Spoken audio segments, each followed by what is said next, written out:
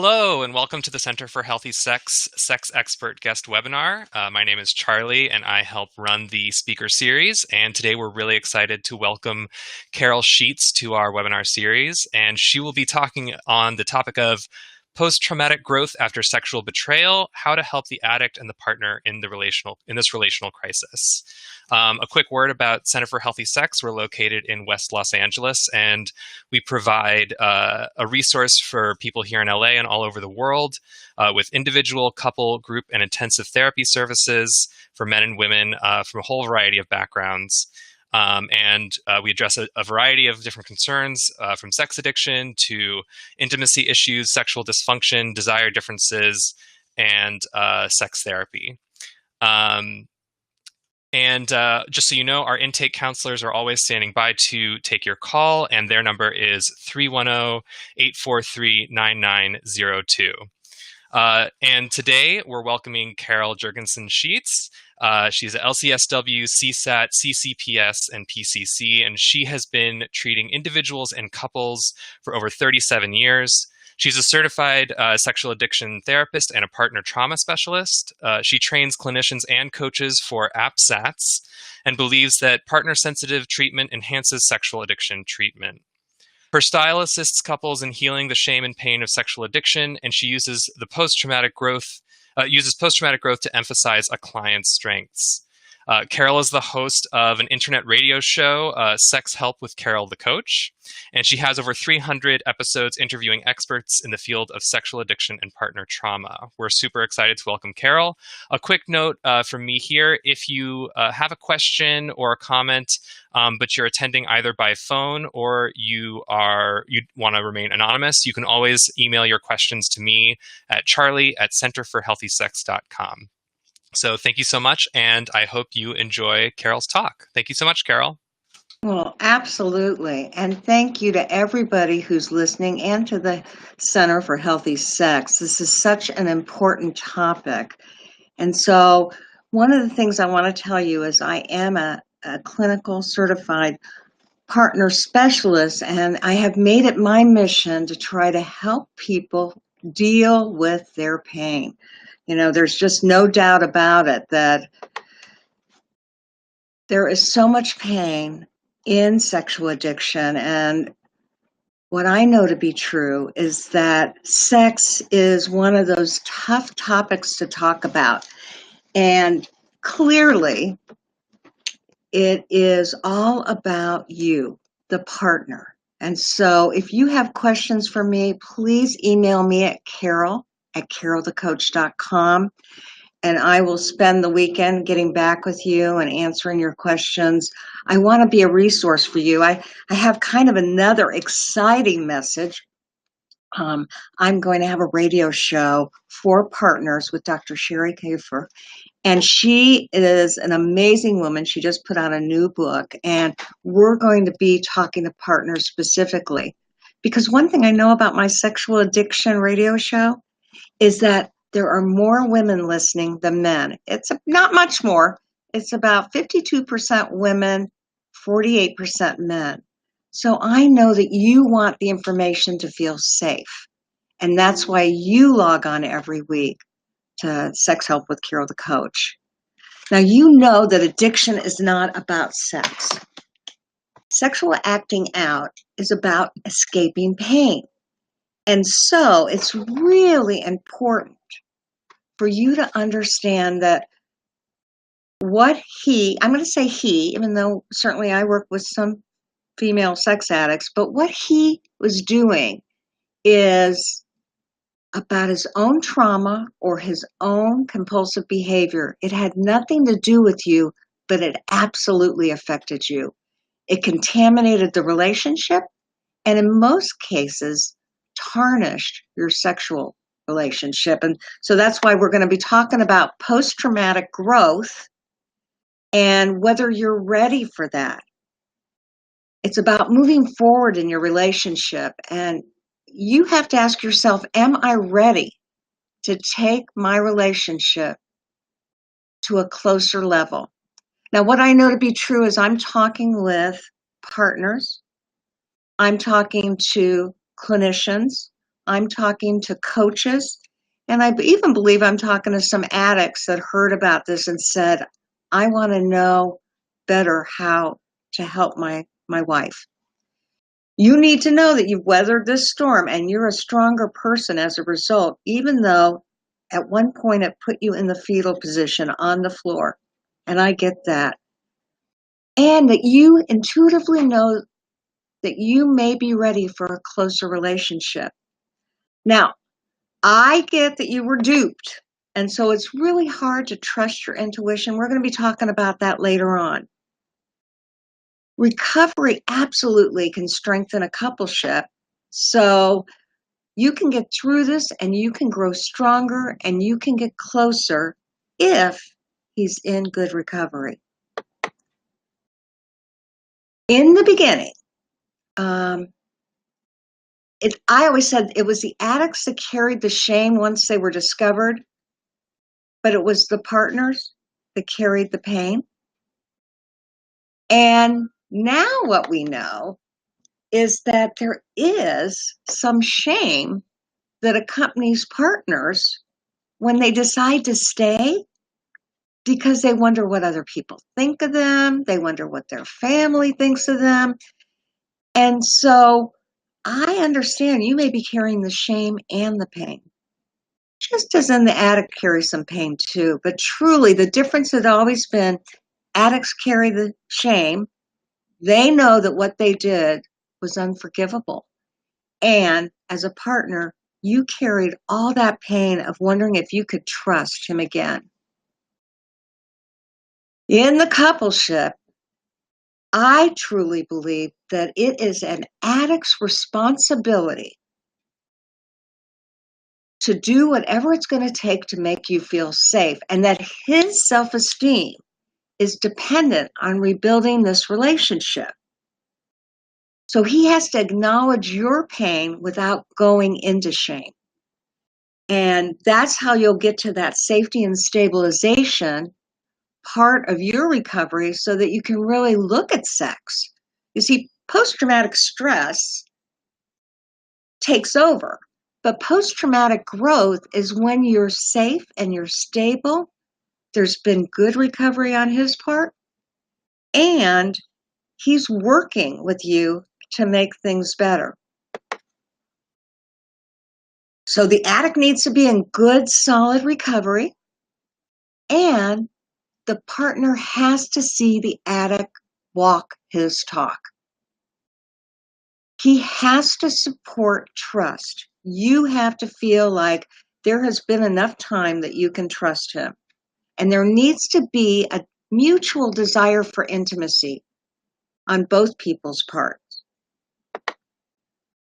So the precursor to post-traumatic growth is being in good recovery. If your husband is in and out of recovery, there may be times that you have sex with him, but you'll not have that mutual desire for intimacy and sex that only a couple can give to each other when there's trust.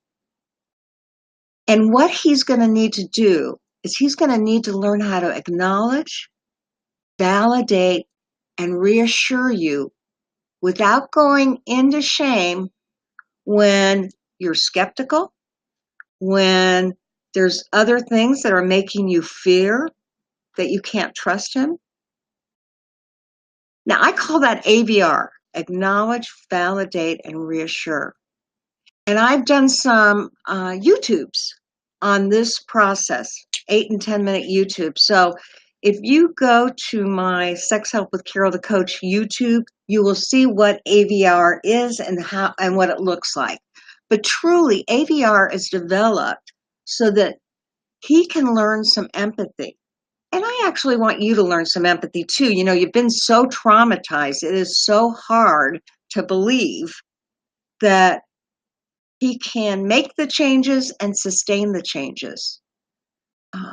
And truly, you probably go into anger mode. One of the things we know about partners is that they go into an anger they've never gone into before. They go into a depression that they've never experienced before because partner betrayal is the worst of all betrayals. And if you've had any kind of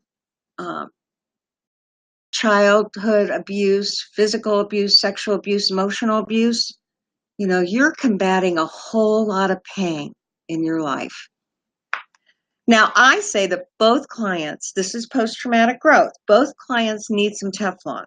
So the addict needs to hold or contain his spouse's anger and mistrust while she heals without taking it in. He needs to know he caused it, but he's got to keep it from going into shame, because if he's in shame, he can't be there for you. Partner needs to recognize that she is in no way responsible for his poor choices. And these two things are the essential ingredients in post-traumatic growth. There's this ancient belief that great good can come from great suffering. And so I'm going to ask you, hopefully, to get a piece of paper and a pen and list one thing that has caused you suffering in your life other than his addiction. I just want you to have an idea of what that is. Because my belief is that there have been a lot of situations that you've overcome. Reportedly, 1 out of every 3 females is sexually abused, and 1 out of every 10 males is sexually abused. 52% of the population has experienced divorce. I don't know if that happened to your parents. There are all sorts of medical problems, financial problems, and even work-related issues that cause stress. So, since the sexual addiction, what strengths have gotten you through the tough times? What strengths have actually made you stronger? And what strengths have you developed as a result of his addiction? And I want you to be thinking about that, because when it comes to sex, we're going to transfer those same conceptualizations into your sexual relationship. Now, here's one of my exercises, and I want you to write this down, and I'd like for you to do it this weekend. I want you to come up with 50 personality positive strengths that describe who you are as a person. And it's something I give my clients as a precursor for working on their sexual relationship. So I want you to list words that describe your resilience. And I know if you go in and out of depression, or if you go in and out of hypervigilance and being highly activated, there's a real good chance that you don't feel as resilient as you would like to, but you are resilient. You wouldn't be listening to this webinar if you weren't resilient. So what attributes have gotten you through these trials and tribulations that you've endured? Because you are a thriver. You're not just a survivor. You're a resilient person, and you need to know what your strengths are. So are you determined, persistent, loyal, tenacious? Are you intelligent, caring, forgiving, or empathetic? It's not just knowing these words, it's actually reminding yourself of these strengths. Keep these words around you. Put them on your desktop so that you can see them daily. Journal about them. Put Post-it notes up. Grab coffee cups that have your strength on it. Create some things to remind you of your uniqueness and your strengths, being a survivor of sex addiction, being a survivor of life. You have to make the choice. Here's the key for all of my listeners here.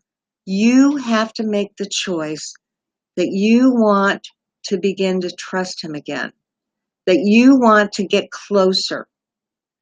And when the couple makes that choice and enough safety and stabilization has occurred, and you've had time to grieve and mourn the losses of what you thought you had, of the man that you thought you knew, then you can decide to make meaning in your life.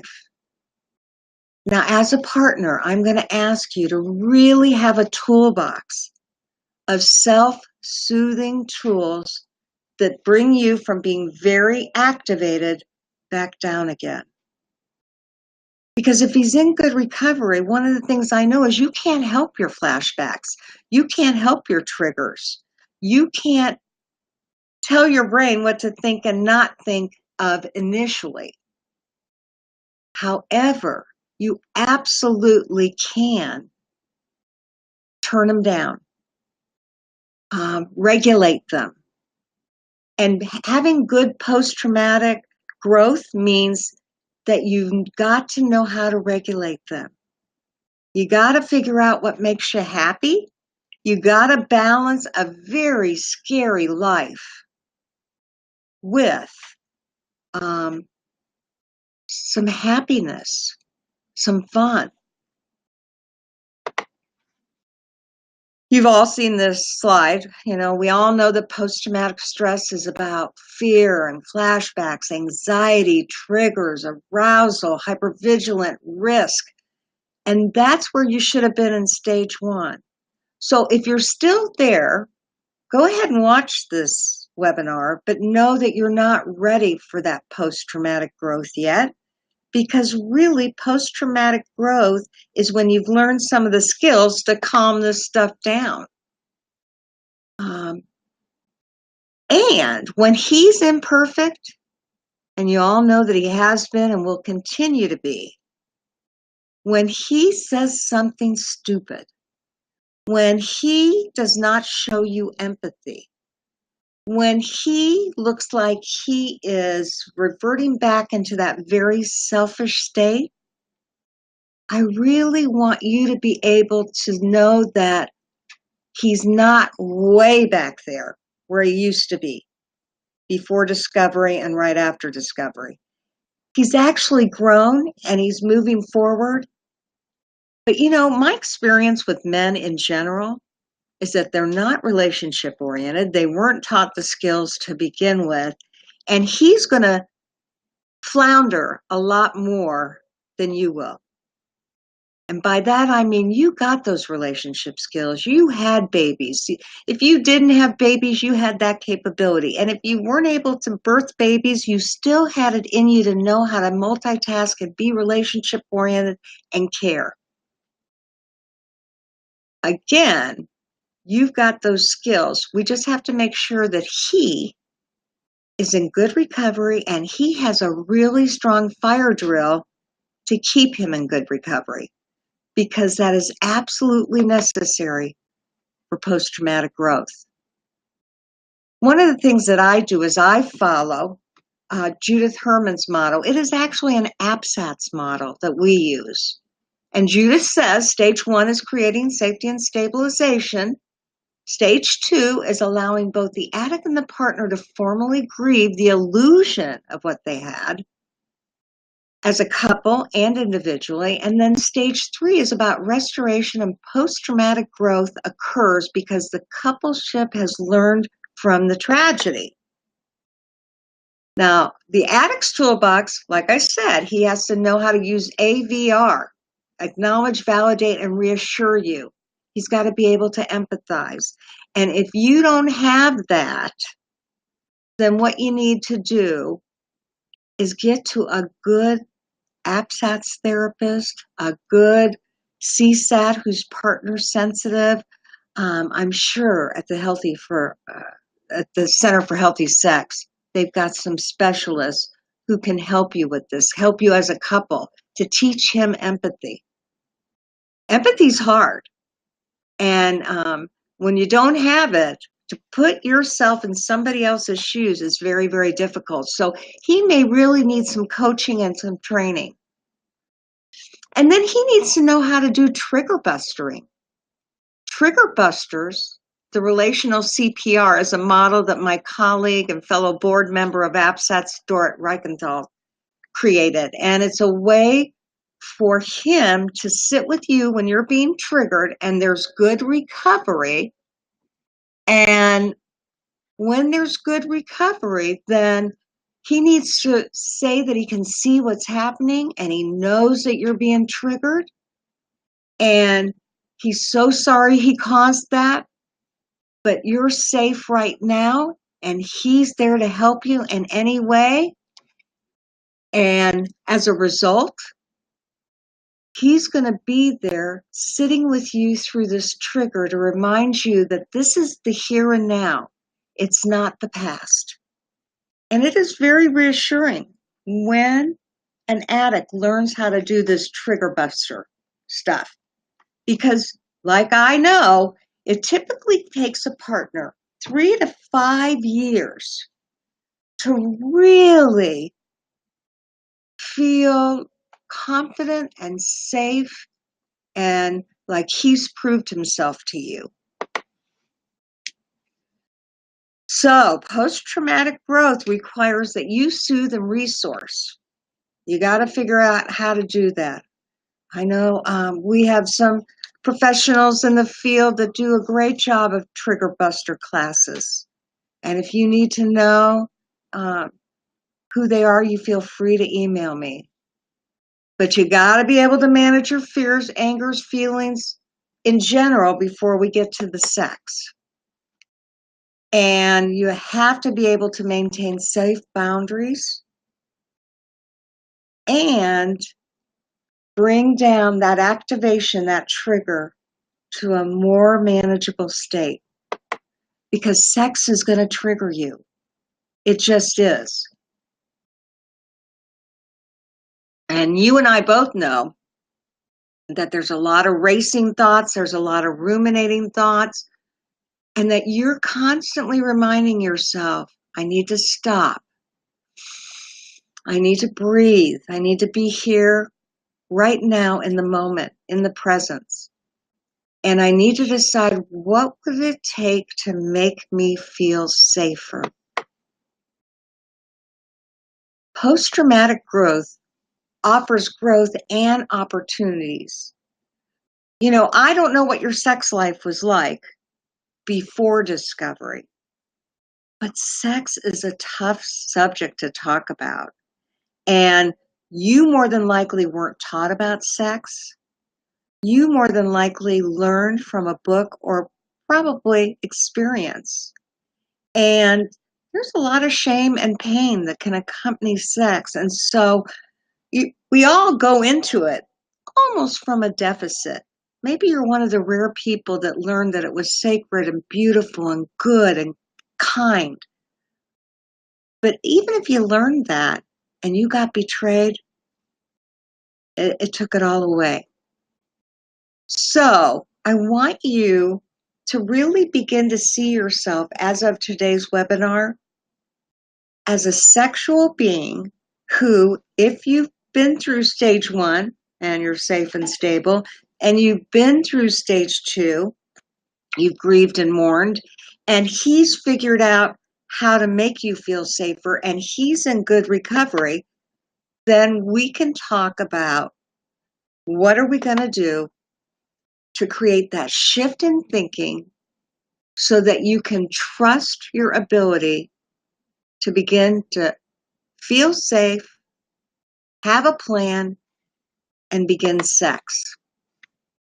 Now, I have a Carol the Coachism, and it's called Using Your Head, Heart, and Gut.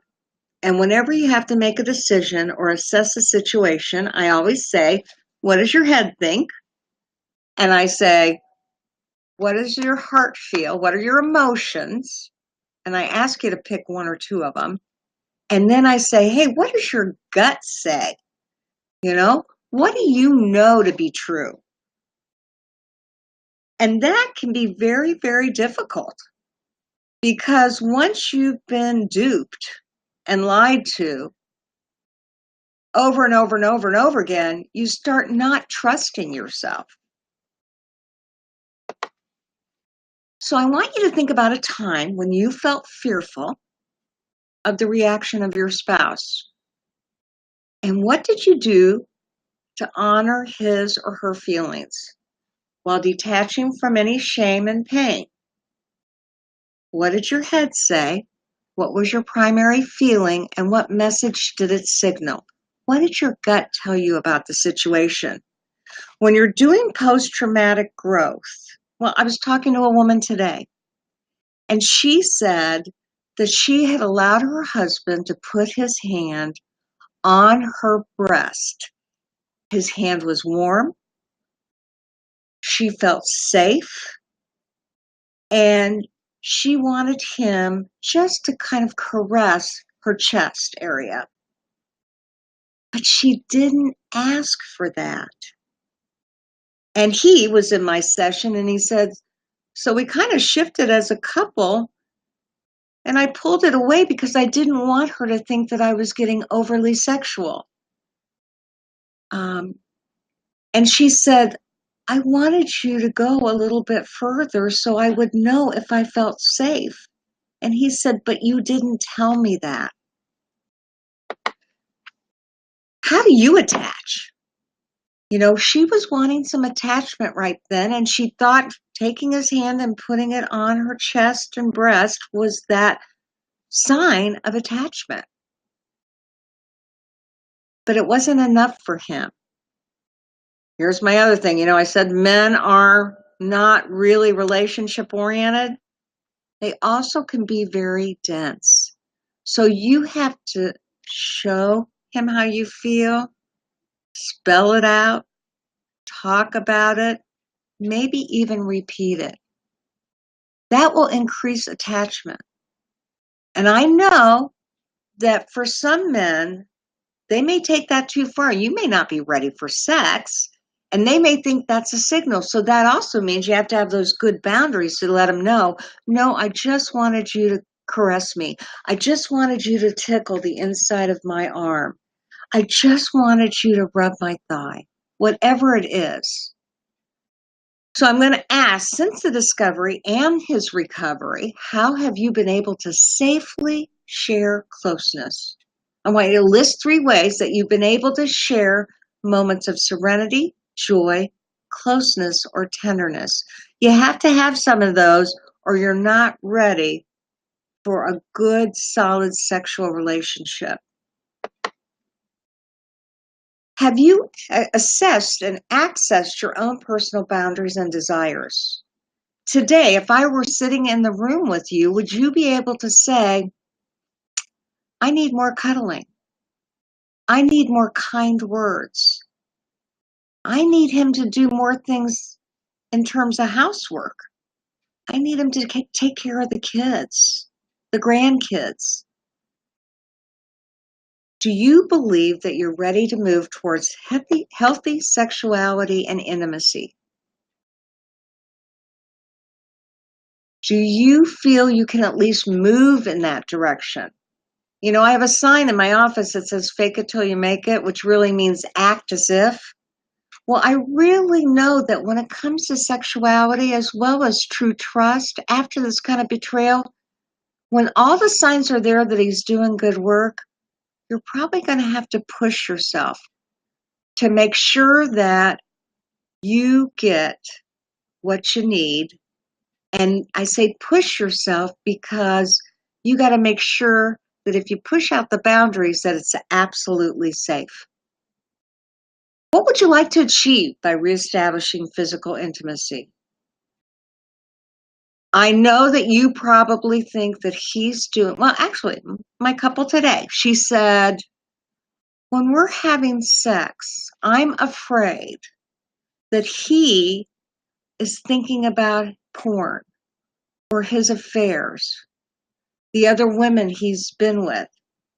And so I actually said, you need to ask him, what are you thinking about right now in the midst of cuddling?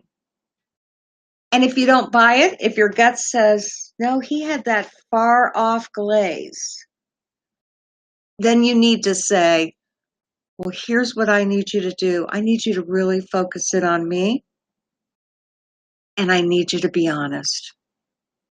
And I know that honesty can hurt. But when the relationship has been fractured, and you're working towards post-traumatic growth, you have to be vulnerable and trust. And sexuality is a secondary vehicle for doing that. It's a process for solidifying intimacy and vulnerability. So now, what makes your intimacy special and unique? If intimacy is about trust and it's about closeness and it's about that bond, what helps you to feel that you two can make it special and unique again? Obviously, exclusivity is one part of it. Now, I want to know, what do you think? Why should he desire your relationship? The men I work with, and 85% of them want a one-on-one, monogamous, healthy relationship with their wife. If they had it before, they want it again. If they didn't have it, maybe they were a workaholic, maybe there were 6 kids in the mix, they want to get there. That's my experience, that they want that. They want intimacy more than addiction. And remember, before I said their self-esteem is going to be dependent on them making you feel safe again. If you never feel safe, they're not going to have that self-esteem they need. Now, you both need to recognize that his addictive desires were artificially induced. Porn, prostitutes, affairs are all fantasy, and they're not about intimacy at all. And so you as a partner need to reinforce your own sexual worthiness. You need to be kind to yourself, and you need to use positive sexual affirmations. Now, that means some work, right? But it is so well worth it. So another homework assignment that I want you to do this weekend is to write out 25 words that describe why you are sexually desirable. And they might be about your personality. I'm honest, caring, loving. It might be that you're sexy, sensual, soft, curvaceous. I want you to really think about that. And there might even be some words like, I'm imperfect. And he should be able to let his hair down with somebody who is imperfect. Because, they're not looking for glamour queens. Most of you have seen your husband or spouse's porn, and you saw that it was way different than you really thought it was going to be. And so we know that as women, we are not objects. We get objectified, but we're not objects. We are God's gift. We are human beings that are seeking a spiritual existence. We are loving, caring people. And so it's really paramount for us to embrace our sexuality. Now, I wonder if you've ever been able to do that. Have you ever felt really good about your sensuality, your sexuality? And do you know what makes you special? I get if you've been sexually abused, before even meeting him, again, that was contaminated. You did feel like an object. That's when you got to get with a good therapist and work that stuff out. Because so much of post-traumatic growth is knowing that even if things happen to you, that wasn't because of you. That was because of him. And if you had an uncle, a brother, a neighbor, a teacher abuse you, that wasn't about you. That was about him. So it really is a joint venture for the sex addict and partner to get to work with a trained therapist, to get especially the addict to talk about feelings, and to bring about closeness. And closeness can involve conflict. What I believe is in healthy relationships, conflict can bring you closer. Doesn't necessarily feel that way, but after the tension and the conflict, you both should have felt heard and understood. So, I am special because this might be part of your list. I've stood by this man in his darkest day. It's like he had his own personal cancer with his sexual addiction, and I stood by him when everybody was saying, leave the bum. I'm special because he chose me to be his partner. As much as he was objectifying, he did choose you. You are a spiritual being and you deserve good sexual connection with your husband. You are a woman and you do have a tender heart. And then I put these down because they may be physical attributes. I don't know. I put I am curvaceous. You might put I am athletic. You may say I'm soft and cuddly, or you might say I'm strong and muscular. You might say I am special because I am his soulmate and he committed to me and we are still together and we are working this as if our life depended on it. So now here's some life skills to help you with sex. First of all, you know what they say. They say you need to stay in the moment. It's not like you're going to forget what happened to you, so I'm not worried about that. But when you're having sex or when he said something that was insensitive, you need to stay in the moment and not think so much about the past and not worry about the future. Stay in the present. You need to actually have your self-talk available to you at all times. You need to ask your partner to affirm you while in the act of intimacy.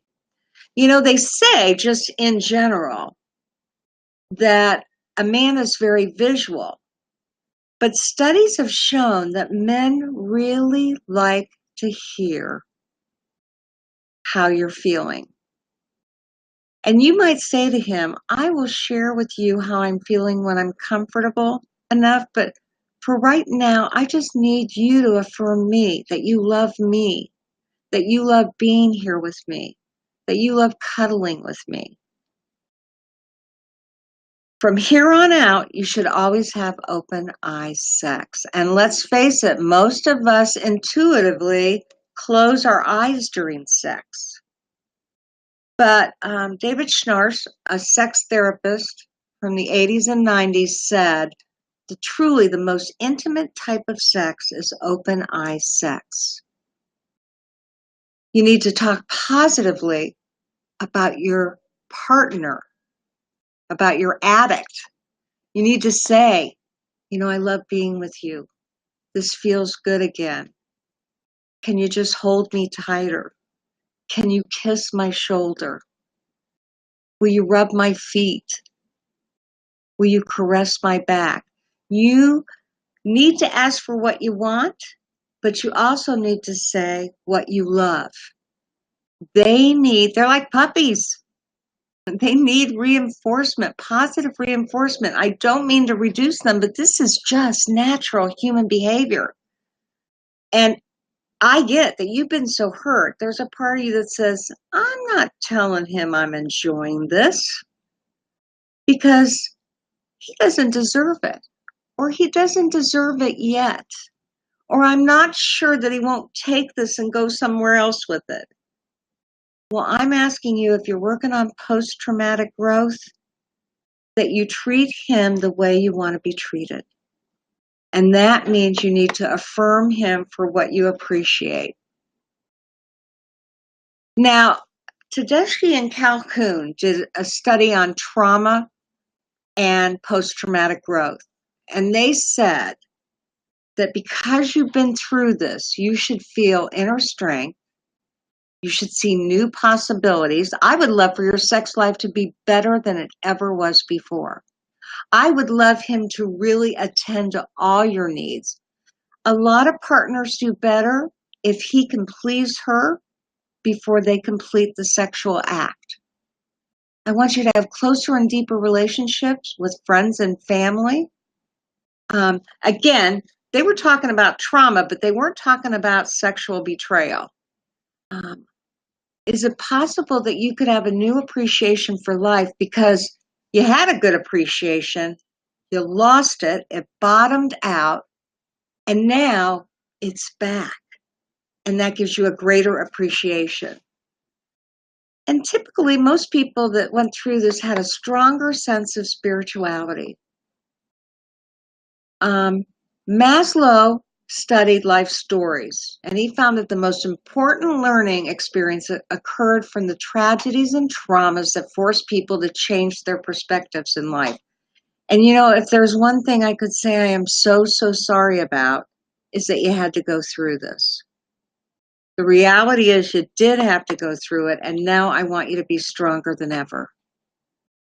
So working on your sexual intimacy after a fracture in a relationship is the predictor that your relationship can be stronger than ever.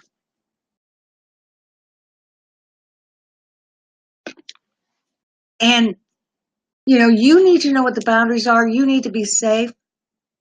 But there always needs to be movement in your relationship. I mean, it can take some steps back because that's life too. But then you have to move forward. You know, if you have been physically separated in a house for 3 years with him, somebody's not working hard enough. You probably don't have a skilled therapist. Now, I want you to write these down. You need to make the choice to trust him again.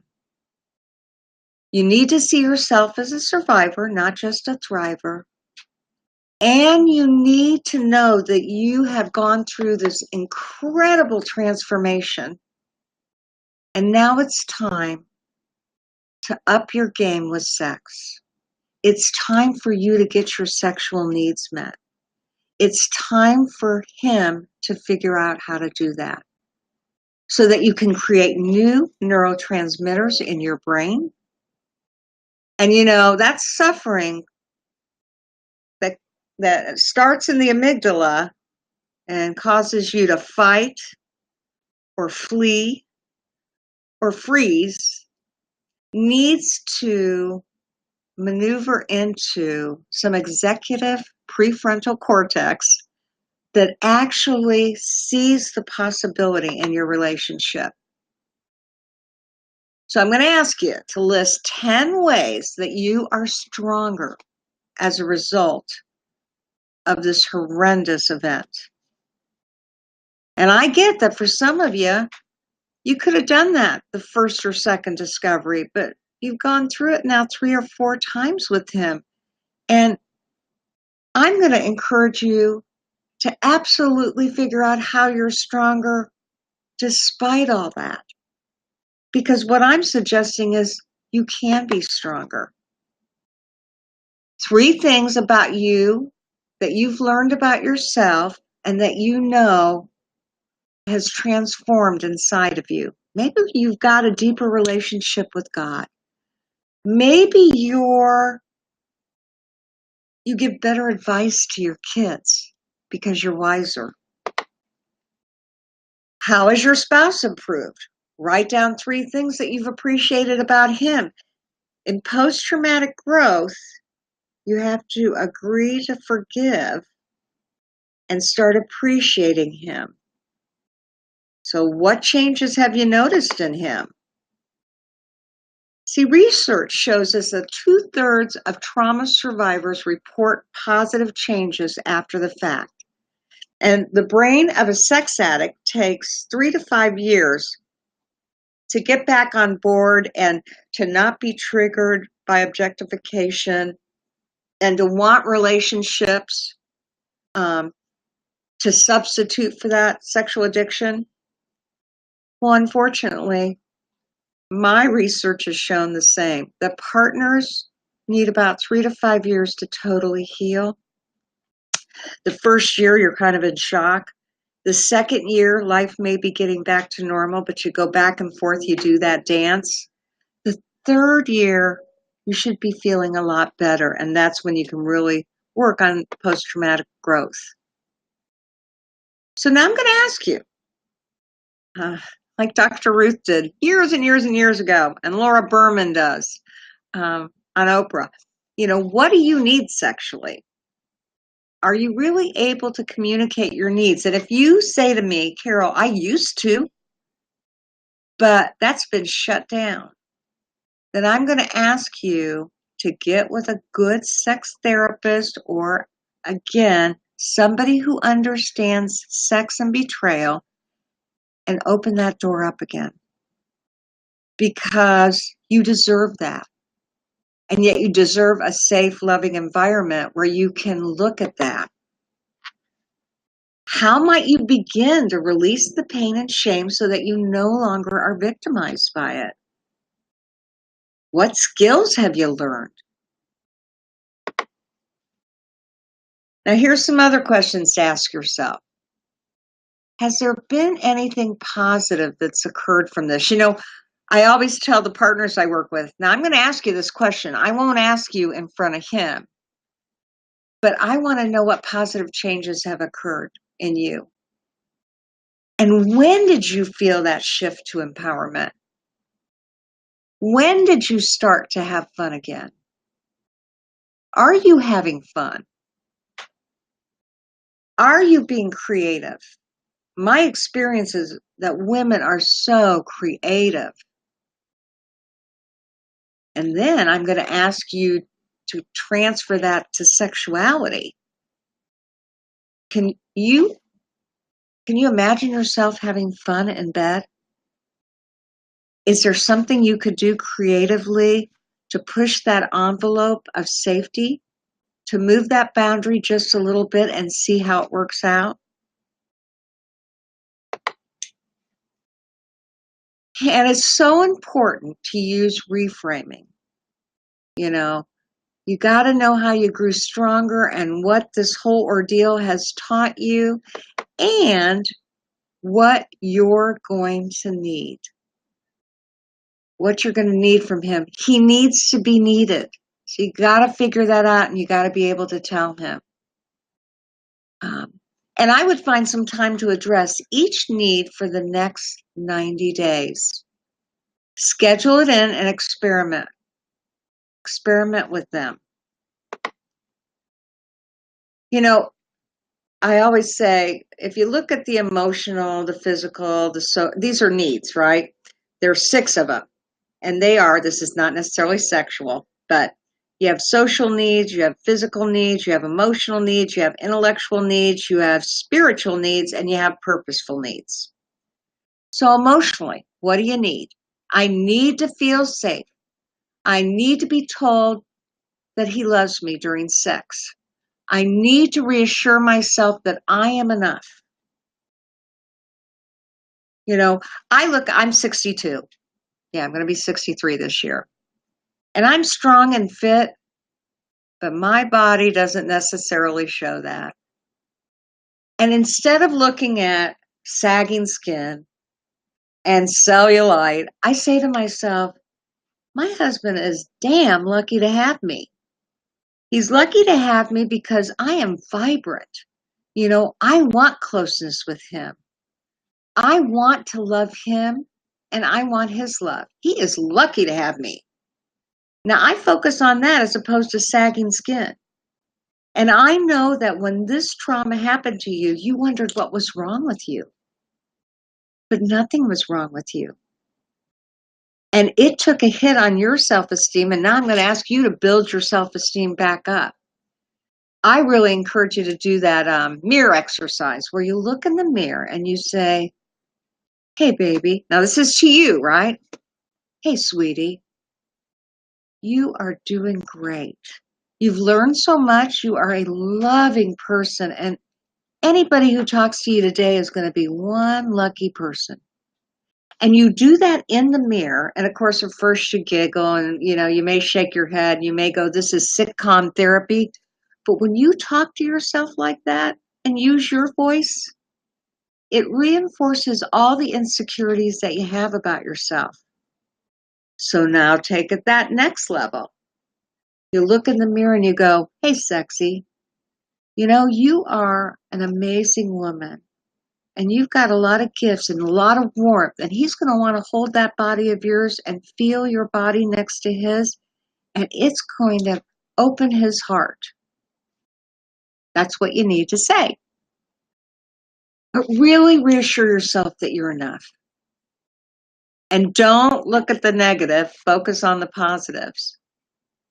Physically, what do I need? I need to express what will make me feel comfortable. I need to have the lights on so I know he's looking at me. I need to have the lights off because I'm not liking what I see yet. I need to know that he'll stop asking me to do blank if I tell him that I'm not comfortable with that. Those are some of your physical needs. You see, I want you to work on your happiness. I said you got to be creative and have fun. And there are these 3 keys to happiness. We've already talked about one, staying in the moment. That applies to sex. Sit there and talk to yourself and tell yourself, this feels good again. I like him inside of me. I like being held by him. And when you say those I likes, then you're hitting gratitude. And gratitude is about what works. What is working as opposed to what isn't. So I just gave you some previous examples of gratitude. I like that, what did I say about myself? I don't focus on the saggy skin. I like the fact that I'm strong and fit. I like that I'm vibrant.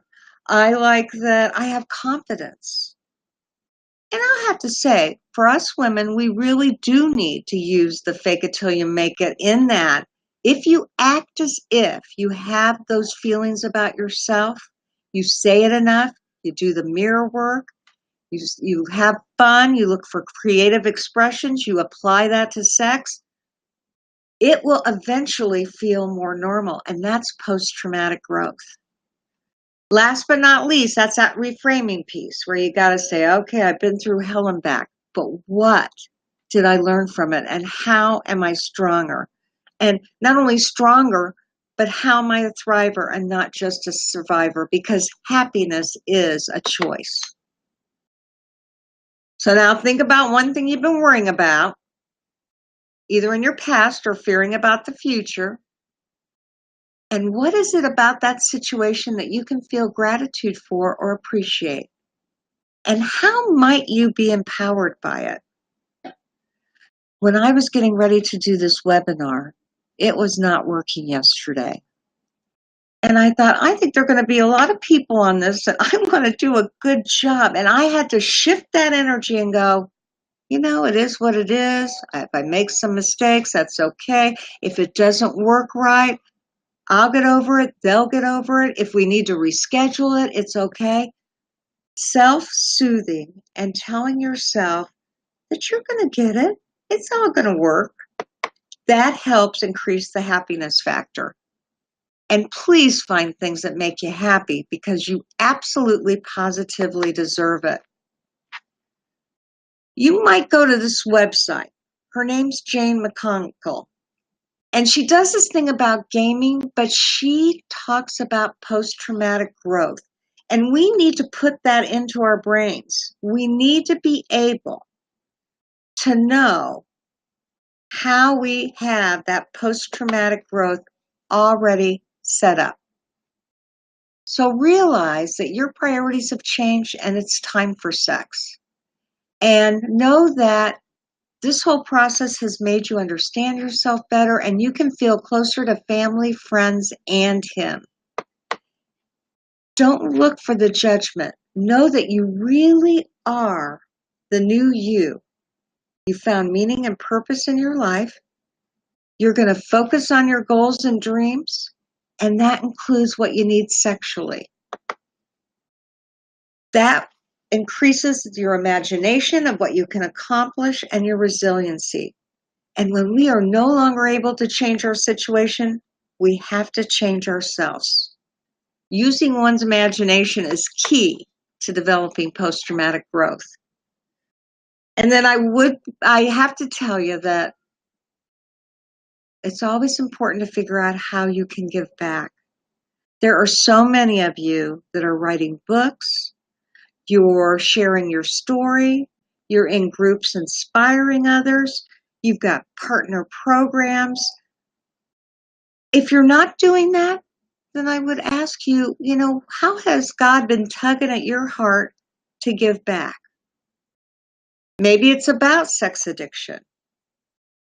Maybe it's about just giving in general.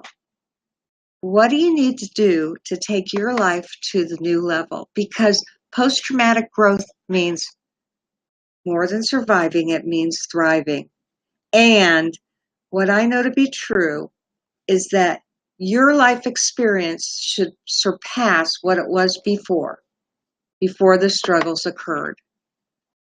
And then you no longer live in the past. Your sexuality should end up being better than it was before. So I don't want you to sit there and think, I will never have a sex life again. Because I'm here to tell you, you can make it better. There is a new normal. There's no more old normal, but there is a new normal. You don't want to just return to baseline. You want to have experiences that are deeply profound. And your sex life should have better communication, more empathy. The power differential should be restored. He used to be up here like this, and then when he did this to you, hopefully you were up like that. Well, now you should be more equal.